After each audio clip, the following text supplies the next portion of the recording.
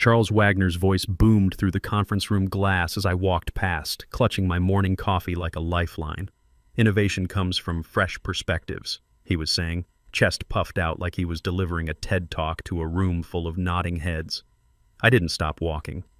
I'd heard this speech before, actually heard it at my wedding 4 years ago when he toasted his daughter for choosing a good provider and me for keeping the catering budget reasonable.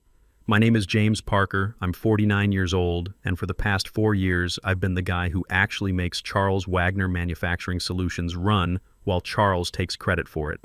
And yeah, he's my father-in-law, which in his kingdom means I'm the unpaid consultant with better health insurance. Want the truth? Being the son-in-law didn't help me climb the ladder, it buried me under it. Charles liked keeping me at ground level so he could play the magnanimous king, doling out opportunities to outsiders while keeping his own house humble.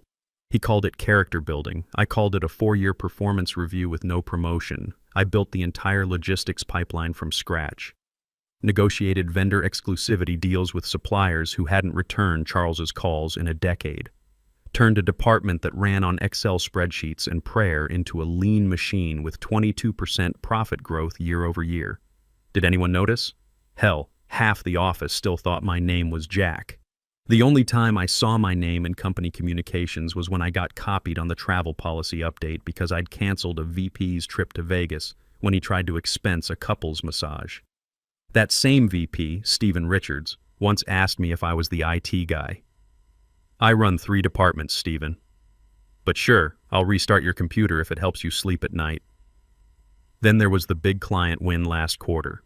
Hartwell Industries, a 38-page proposal, 8 months of relationship building, and a custom tracking system rollout that I designed myself. The client sent Charles a gift basket addressed to me personally. He kept the whiskey and forwarded me a blurry phone photo of the thank you card with a thumbs-up emoji.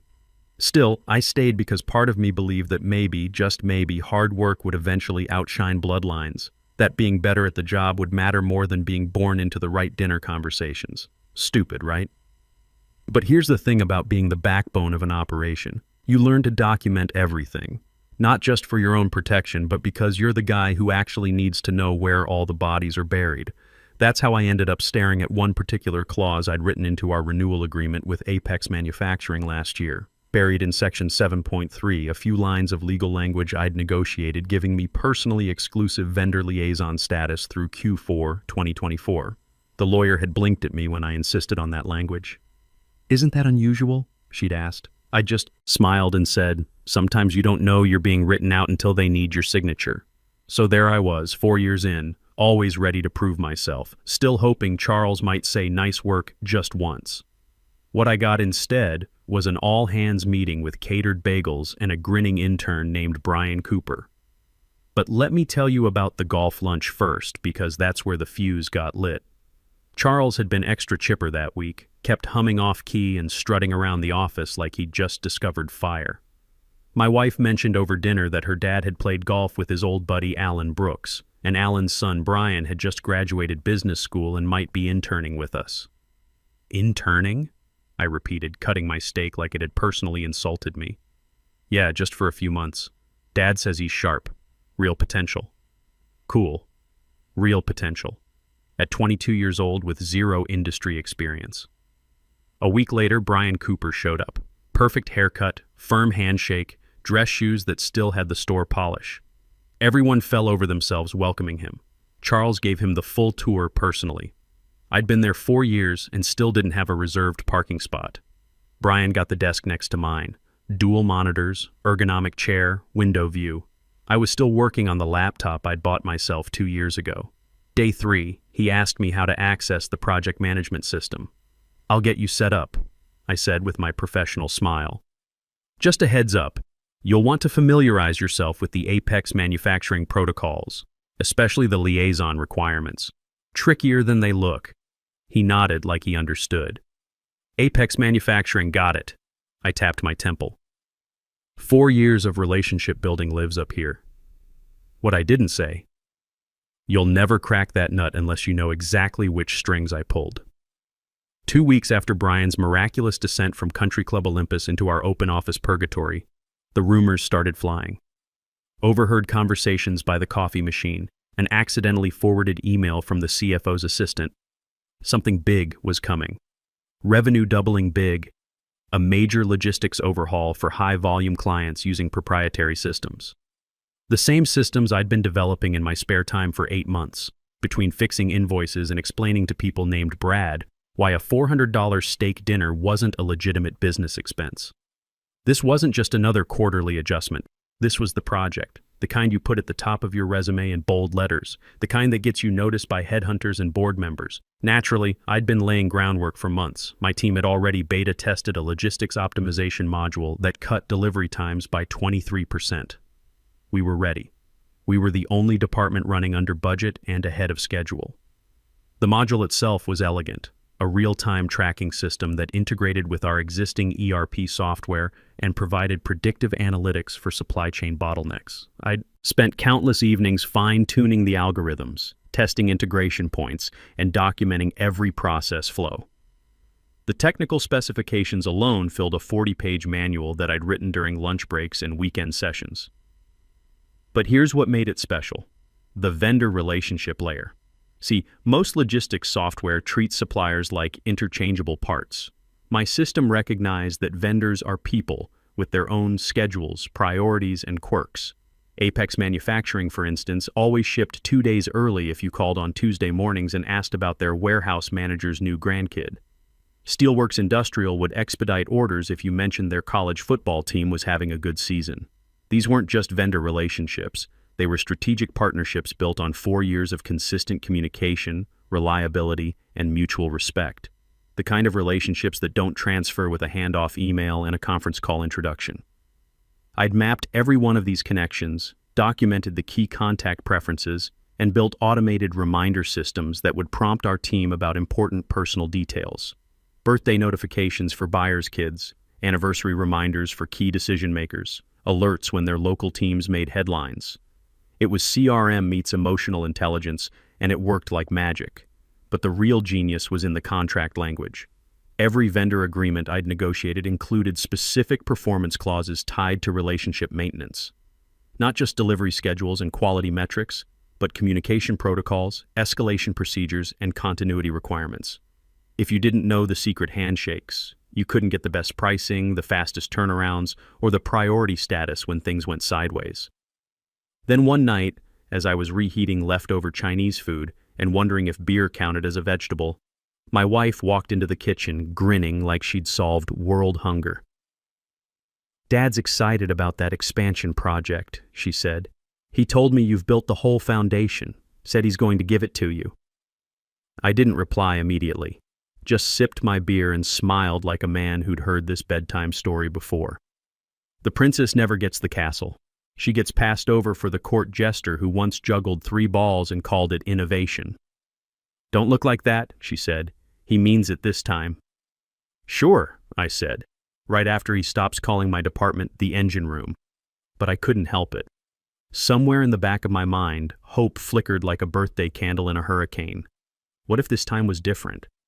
What if all those late nights, all those spreadsheet autopsies, all those times I'd smiled and nodded while Charles explained my own job to me? What if it was finally going to pay off? The next morning I showed up early, cleaned up my quarterly reports, sent Charles some optimized projections with clean charts and executive summaries. The kind of professional presentation that would make any CEO look smart in front of his board. His response, a thumbs up emoji. That afternoon I saw him across the street at Murphy's Deli, sharing a sandwich with Alan Brooks, and Alan's son Brian nodding eagerly while Charles gestured like he was explaining the theory of everything. They didn't see me standing there with my iced coffee, pretending I wasn't calculating exactly how many sick days I had saved up for a strategic mental health week. Brian was taking notes while Charles painted grand visions in the air, my visions no doubt, while Brian nodded like he wasn't still Googling what supply chain optimization meant. Back at the office, Brian had a sticky note on his monitor. "Call Apex. Ask about liaison stuff." I stared at that note for a solid 30 seconds, then went to the bathroom to practice my resignation speech in the mirror. Still, nobody had made anything official, so I kept pushing forward. Scheduled team meetings, drafted implementation timelines, even created a presentation titled Project Elevate Phase 1 Roadmap. I saved a backup copy in a folder labeled When Hell Freezes Over. The presentation was comprehensive. 42 slides covering everything from technical architecture to ROI projections, market analysis, competitive positioning, risk assessment, implementation phases. I'd included detailed vendor integration plans, staff training protocols, and even contingency strategies for the inevitable hiccups that come with any major system rollout. More importantly, I'd documented every assumption the project was built on, which vendors would participate, what pricing agreements were in place, which technical integrations were already tested and ready. The whole thing was a house of cards, and I'd built every single card while keeping detailed notes about exactly how they all fit together. That night, Charles sent a company-wide email. Subject: Exciting Growth Ahead. The body was corporate word salad about synergies and strategic partnerships, but I could read between the lines. Big project coming. Everyone knew I'd built the foundation. My team started buzzing, patting my back, saying things like, "This is your baby, boss, and finally getting the recognition you deserve." I smiled and nodded and laughed along, but that birthday candle in my head, it was flickering in a Category 5 hurricane, because I'd watched Charles play this game before, and I'd seen enough golden boys get handed kingdoms they didn't build. The conference room had bagels. That's how I knew it was bad. Charles only sprung for catering when he needed to soften a blow or sweeten a betrayal. The last time there were pastries in the break room, half the QA department got restructured and their manager found out via calendar invite. So when I walked in and saw the glossy spread of carbs and coffee, I almost turned around. But I didn't, because I had front row seats to whatever performance was about to unfold.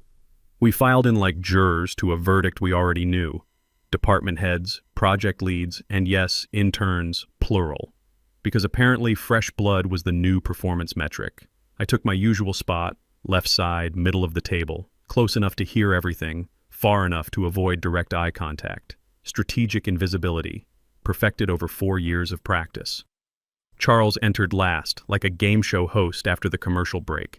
This time, he had Brian with him. Brian in a blazer that still had the size sticker on the sleeve, carrying a legal pad like it might explode. Team, Charles began with that practiced sincerity he reserved for interns and performance reviews. As you know, we're entering an exciting growth phase. I already hated where this was going. He clicked his presentation remote. The first slide appeared. Project Elevate, Strategic Innovation Initiative. It was in Comic Sans. I blinked twice. Surely this was a joke. We've been analyzing market trends, studying the competition, he continued, completely ignoring the 6-month competitive analysis I'd compiled that was sitting signed and approved on his desk. And we've realized we need to approach this initiative with fresh eyes. Here it comes. That's why I'm thrilled to announce that Brian Cooper will be heading Project Elevate as our strategic innovation lead. Silence.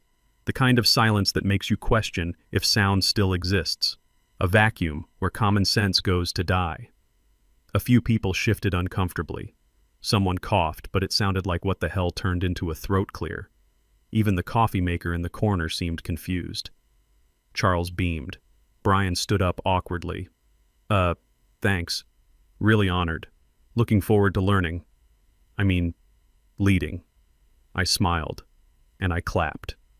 3 slow, polite claps like a golf gallery applauding a decent putt. Everyone else followed suit, unsure whether to celebrate or check for hidden cameras. Charles never looked at me. Not once. My name wasn't mentioned. No acknowledgement that I'd built every system this project would rely on, that I'd written the vendor frameworks and designed the client interfaces. Nope. All that mattered now was Brian, the intern whose LinkedIn profile listed team player as a skill and had a quote from the Wolf of Wall Street in his bio. After the meeting, I didn't storm out, didn't punch a wall or kick a trash can. I just walked back to my desk, opened my laptop, and started typing a very important email. Not my resignation. Not yet. Something much more strategic. 2 hours later, Brian appeared at my cubicle, sweaty and holding a printed copy of our Apex manufacturing agreement. "Hey, James," he said, waving the paper. "Do you have the original file for this?" I don't really understand the liaison language. I looked at him for a long moment. Long enough for him to start fidgeting. Then I smiled like a man who'd just seen the light at the end of a very long tunnel. "That's not my project. Not my anymore," I said. And I meant it. Charles's office smelled like old leather and expensive mistakes. Mahogany desk, chair that cost more than my first car, framed photos of him shaking hands with politicians who'd probably forgotten his name. The decor screamed, I peaked in the 90s, and I'm not over it. I knocked once and walked in without waiting. He was on the phone, pretending to sound important, shuffling papers like they contained state secrets. Yeah, we'll circle back on the implementation timeline, he was saying. Brian's going to quarterback the vendor transitions. Fresh perspective, you know? Love it. Quarterback. Jesus. He hung up and looked at me with his version of fatherly warmth. James, big day, huh? Exciting times. Hope you're ready to support Brian as he ramps up. Support Brian, like I was his unpaid life coach instead of the guy who'd actually built the thing Brian was about to drive into a wall. I wanted to thank you, I said, calm as a lake at dawn. He blinked. Oh? For the opportunity, for the experience, for showing me exactly where I stand. I laid a white envelope on his desk. Clean, crisp, no drama. His face went through several expressions before settling on confused irritation. He opened it and pulled out a single sheet of paper. I, James Parker, resign effective 2 weeks from today. His mouth opened, then closed, then opened again like a fish discovering philosophy. You're joking. No, I said, same professional tone I used to explain why we couldn't expense lunch at Hooters as client entertainment. He leaned back, suddenly smaller in that oversized throne. Is this because of the project? I tilted my head. You made your decision. I'm making mine. Come on, James. Let's be adults here. You're taking this personally. You made it personal the moment you decided I was more valuable, invisible. He stared at the letter like it might start talking and explain where he went wrong. I turned to leave, paused at the door. I'll transfer access to all the necessary files. Some might take time. Legal clearance and all. He squinted. Legal clearance? I smiled wider. Some of our vendor contracts are delicate. You'll want legal involved, especially on the liaison agreements. I left before he could ask what I meant, before he could see me pulling out my phone to send a blind copy email to legal@apexmanufacturing.com with the subject line, per clause 7.3, notice of authorized liaison departure. I packed slowly. No big announcement, no farewell email, just quiet, methodical closure. Every file archived, every handoff documented, every access code transferred to the appropriate directories. Except for a few I left intentionally blank, just to see who'd notice. By 3 p.m., word had leaked. By 5 p.m., people were whispering by the water cooler. By 6 p.m., Brian tried to log into the vendor management system and got slapped with a restricted access pop-up. That night, over takeout pizza, my wife said, "So you really quit?" I nodded. Yep. She chewed slowly. Dad's going to freak. He already did. Are you okay? I thought about it. I'd spent 4 years grinding myself into someone I didn't recognize, waiting for validation that was never coming. I'd been the good soldier, the team player, the guy who smiled and took it. Now I felt free. I think I am, I said. The next morning, I registered Parker Solutions LLC and sent myself one final email with the subject line, in case they come crawling. It took exactly 11 days for the wheels to start coming off. Not a dramatic explosion, just the slow, grinding sound of machinery realizing one of its essential components was missing. It started with a Slack message my old assistant forwarded me. Anyone have contact info for Apex Manufacturing? Brian's hitting a wall on the Q4 order. That wall was me. See, when I'd negotiated the Apex agreement, I'd insisted on single-point liaison language, not because I'm a control freak. Okay, maybe a little. But because their VP of operations hated dealing with multiple contacts. One voice, one relationship. That was the deal. And buried in clause 7.3, between the boilerplate indemnity language, it stated clearly, authorized liaison, J. Parker. Transfer requires 30-day notice and written approval from Apex Legal Department. Guess who didn't get that memo? The order got kicked back with a polite note. Per contract terms, we cannot process requests from unauthorized personnel. Week 2, another vendor, Steelworks Industrial, flagged a delivery timeline issue. Turns out their contract included penalty waivers that only applied while I was overseeing implementation.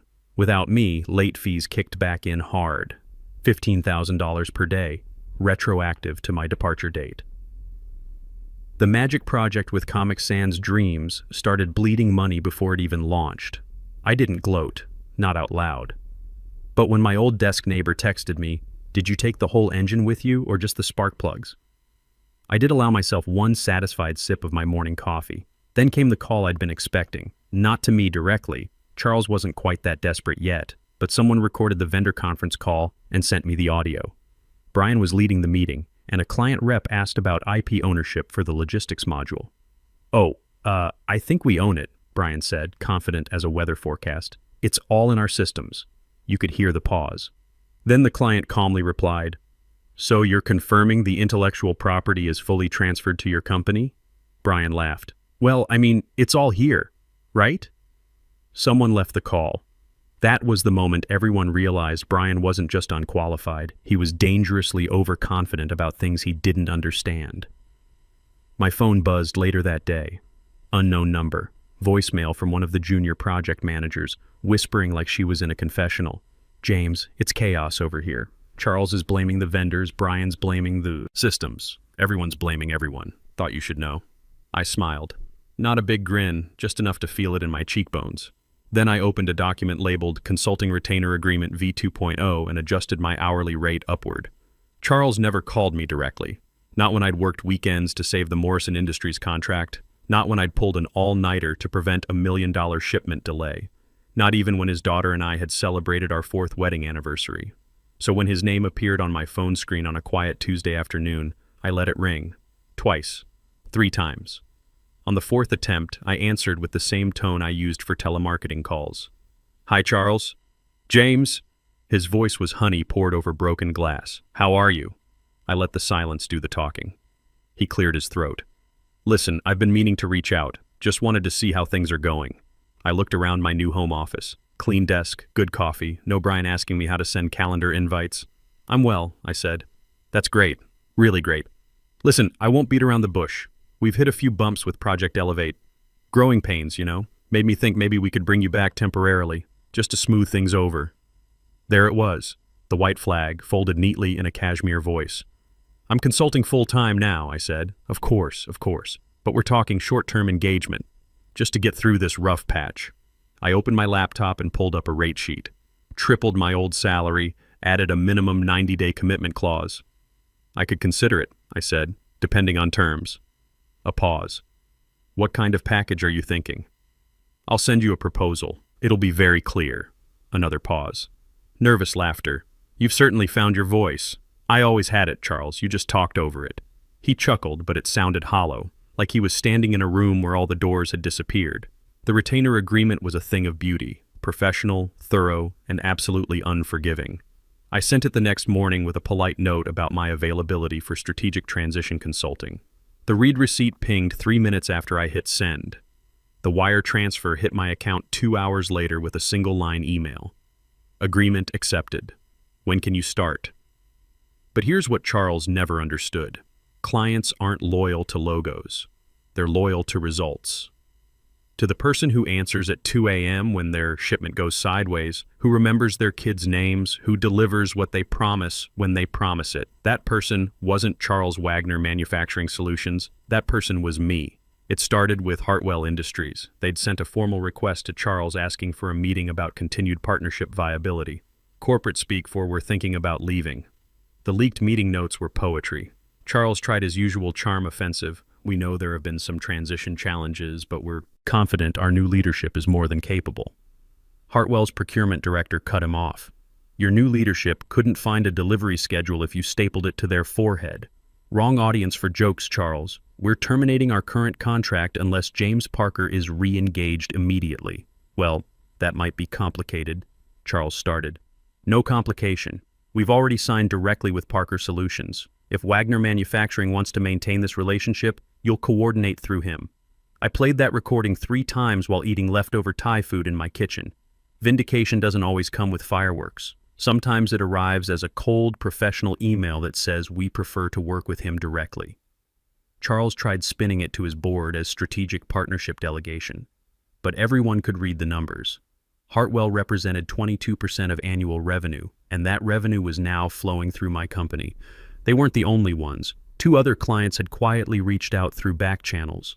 Casual conversations, hypothetical questions. One sent flowers to my new office with a card. In case you're still performing miracles. I was. 3 months later, I was keynote speaker at the Regional Manufacturing Excellence Conference.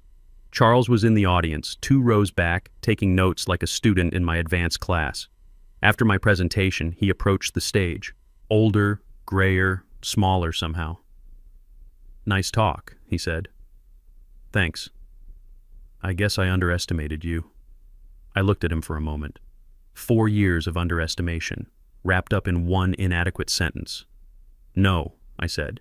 "You just never bothered to estimate me at all." I walked away. I had clients to call, projects to review, and a business to run. The business I'd always been capable of running if someone had just given me the chance, or if I'd been smart enough to give it to myself sooner.